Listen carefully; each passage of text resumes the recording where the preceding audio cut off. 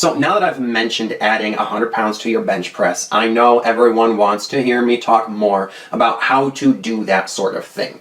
So every time that you start a brand new exercise or return to an exercise you haven't done in a long time, like over a month, you must start very light.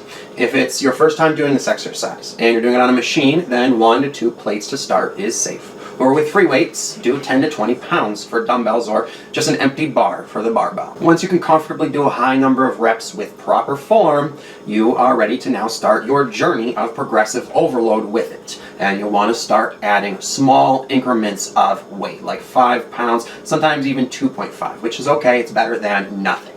Now, if you are returning to an exercise you used to do and had done some progressive overload with, and yet you haven't done it in a while, if you've been doing other similar movement patterns, then you don't have to start with, only 1 to 2 plates, but you do need to start with a weight that, is something you would have used to consider to be too light for you, all right? So something that is lighter than what you used to train with when you were doing light training.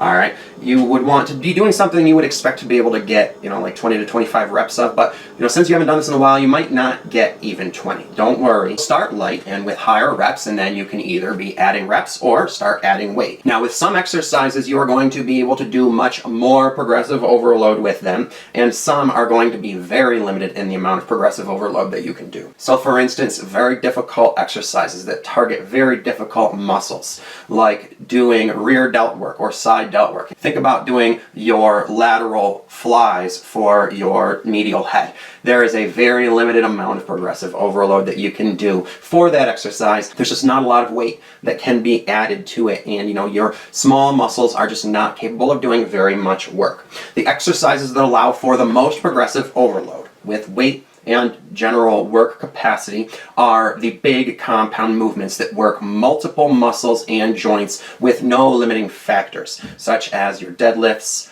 leg press, etc. So those exercises, you'll be able to keep adding more and more and more weight over long periods of time until, you can get very heavy with those. For instance, I leg pressed in one of my videos in part 3, 730 pounds, and I'm not even a strength competitor. I'm just someone who's been doing leg press for about 4 or 5 years now. So those big compound movements are much less limited with the amount of progressive overload you can do with them. You'll take them very far. But when it comes to accessory work, when you're working your smaller muscles in isolation, you're going to be extremely limited with the amount of progressive overload that you can do. And you do not want to try to force them to be doing more weight than they can handle and allowing your form to break down. So with the side lateral raise, you're probably going to be able to keep good form up until you get to only a moderate weight, and then continuing to add weight, and using 30 or 40 pound dumbbells is just going to cause your form to break down. You're going to start turning it into like a dry heave. You see these guys at the freaking gym,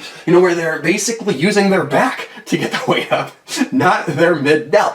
All right. So don't worry when your progressive overload is limited and you're not able to add weight. Just keep doing the exercise with better and better form instead. All right. And what I'm going to get to later is that there's more ways of doing progressive overload than just adding weight. But first, I'm going to teach you how to do it with weight.